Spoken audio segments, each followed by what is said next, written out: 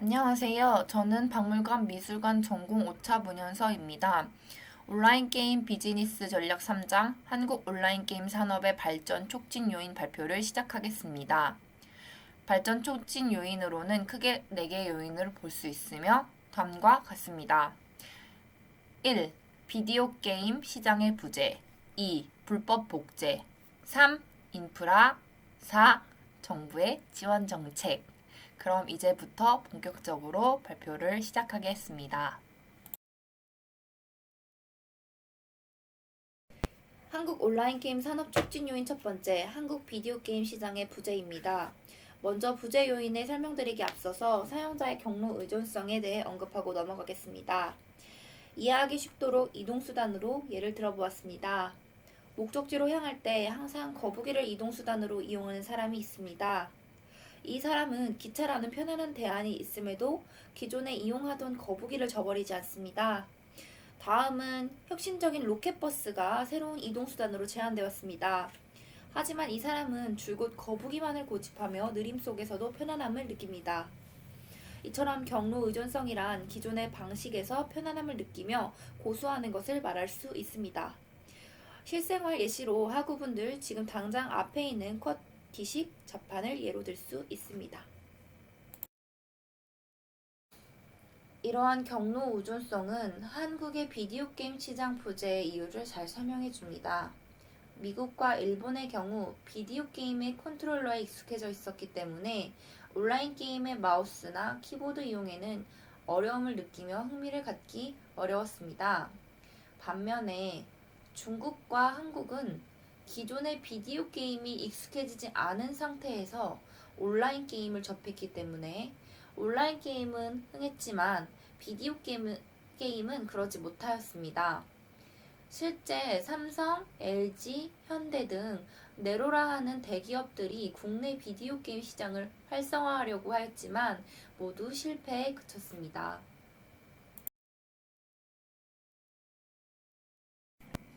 한국 온라인 게임 산업 촉진 요인 두 번째, 불법 복제입니다. 게임사는 열심히 개발하여 비디오 게임 신작을 출시하였습니다.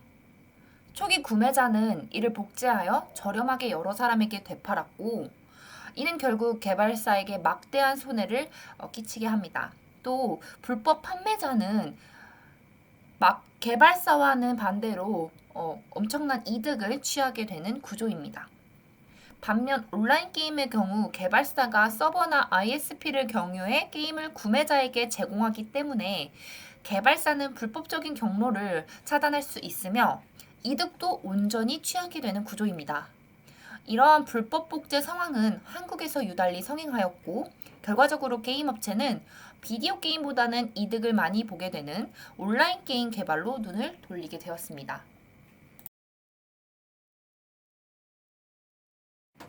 한국 온라인 게임 산업 촉진 요인 세 번째, 보안적 인프라입니다.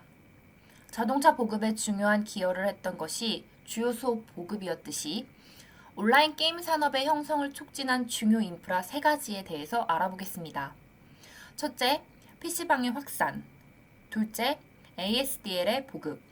셋째, 휴대전화에 의한 소액 결제 시스템 등장이 있습니다. 이를 하나씩 차근차근 알아보도록 하겠습니다. 먼저 PC방의 보급입니다. 우리나라의 PC방의 확산은 크게 두 가지 이유를 둘 수 있습니다. 첫 번째, 스타크래프트의 출시입니다.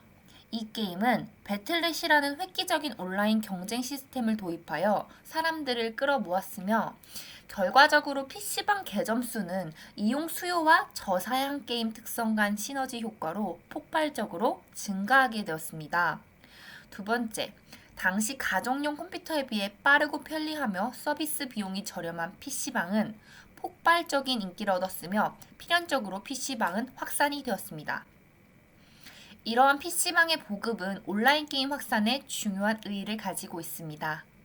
사람들에게 자연스럽게 PC를 접하는 시간이 많아지도록 하였으며 결과적으로 PC에 대한 두려움과 거부감을 감소시켰을 뿐만 아니라 키보드 및 인터넷 사용법을 훈련시켜 온라인 게임 산업이 발전할 수 있는 토대를 마련하였습니다.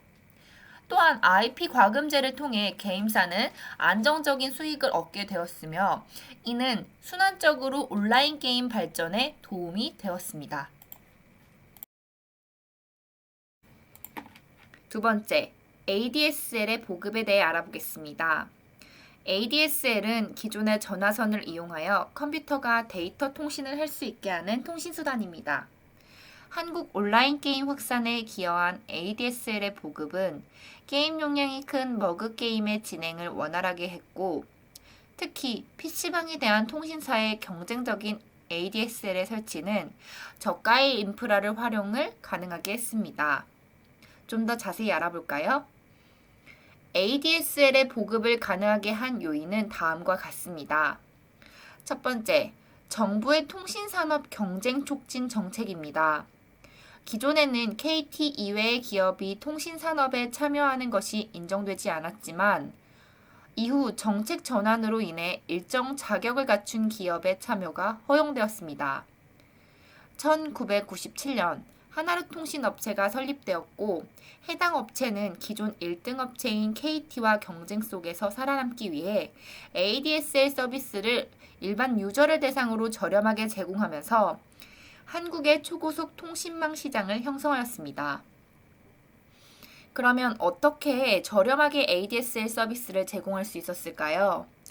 이는 ADSL의 보급이 가능하게 한 두 번째 요인인 우리나라의 독특한 주거 구조, 아파트를 들 수 있습니다. 전화국에서 아파트 지하 관리실까지는 광 케이블로 연결하고 거기서부터 MDF를 거쳐 동선을 이용해 각 세대로 나누어지는 형태로 되어 있는데요. 아파트는 대규모 단지이므로 전화국에서 각 유저로 배선이 갈라지는 지점에서 유저까지의 배선 공사 비용 문제가 발생하지 않습니다. 즉, 황금알을 낳는 거위와 같은 시장이었습니다. 결과적으로 경쟁과 독특한 주거 공간으로 인해 우리나라는 저비용 고효율 통신망을 빠르게 구축할 수 있었고, 이는 PC방 숫자의 증가와 초고속 통신망의 개인 사용자의 증가를 야기시켰으며 다양한 온라인 콘텐츠를 요구하는 수요에 맞춰 온라인 게임 산업이 발전하게 되었습니다. 한국 온라인 게임 산업 촉진 요인 세 번째, 모바일 소액 결제 시스템에 대해 알아보겠습니다. 우선 모바일 소액 결제가 무엇인지 간략히 알아보겠습니다. 콘텐츠 프로바이더로부터 콘텐츠를 이용하려는 유저는 100의 비용을 통신 캐리어에게 지불을 하게 되고요. 통신 캐리어의 2.5%에서 5% 정도의 수수료를 제외하고 95%를 PG, 즉 지불 중개업자에게 지불하게 됩니다. 그럼 다음 PG는 10%를 제외하고 85에서 87.5% 정도를 CP, 즉 콘텐츠 프로바이더에게 지불하는 방식입니다.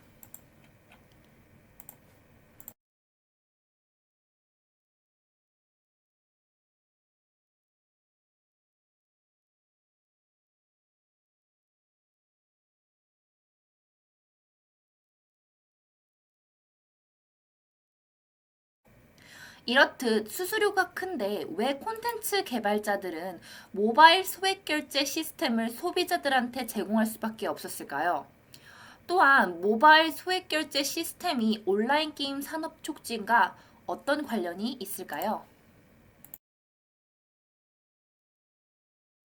소액 결제 시스템 제공의 가장 큰 이유는 사용자의 편리성입니다. 사용자는 편리성 때문에 결제 방법을 휴대전화로 택하기 쉽고 게임 회사는 결제 수단으로 필연적으로 모바일 소액 결제를 선택할 수밖에 없었습니다. 특히 사용자의 편리성은 우리나라의 독특한 주민등록 제도로부터 기인하였습니다. 각자 고유 번호인 주민번호를 갖고 있기 때문에 신용카드 번호를 외우거나 일일이 입력하는 번거로움이 사라집니다. 또한 청소년의 경우 보다 자유롭게 게임 아이템 결제가 가능합니다. 물론 공급자도 사용자 확인이 용이한 점이 있습니다.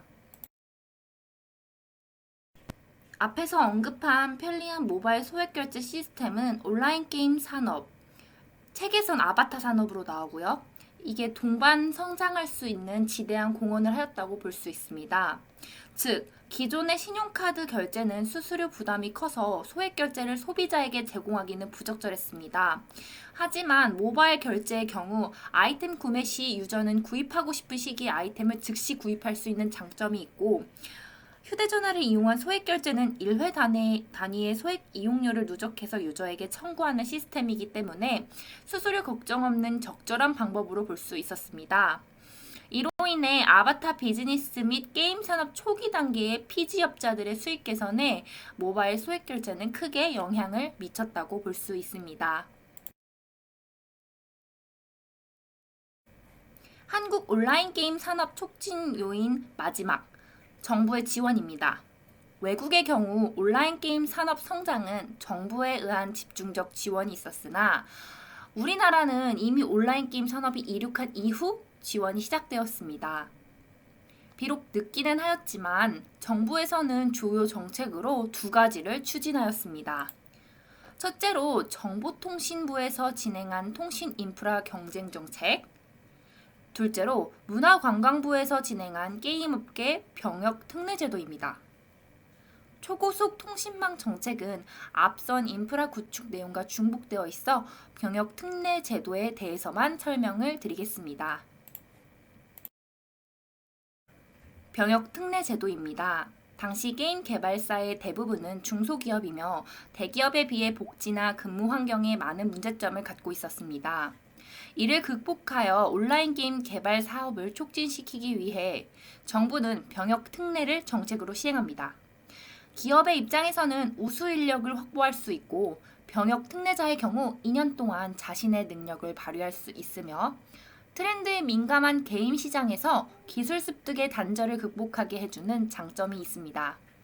실제로 학우분들이 알고 계시는 NC소프트, 카카오, 넥슨 기업의 사장들이 모두 병역 특례 출신들입니다. 정리해보면 한국 온라인 게임 산업 형성을 촉진한 요인은 다음과 같습니다. 초기 조건으로 비디오 게임 시장의 부재와 불법 복제가 있었고요.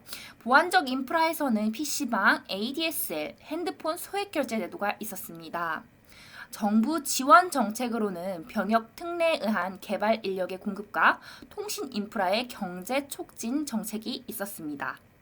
이러한 초기 조건과 보완적 인프라 정부 지원 등이 한데 합쳐 한국의 온라인 게임 산업이 급성장할 수 있었다고 볼 수 있습니다. 이것으로 발표를 마치겠습니다. 감사합니다.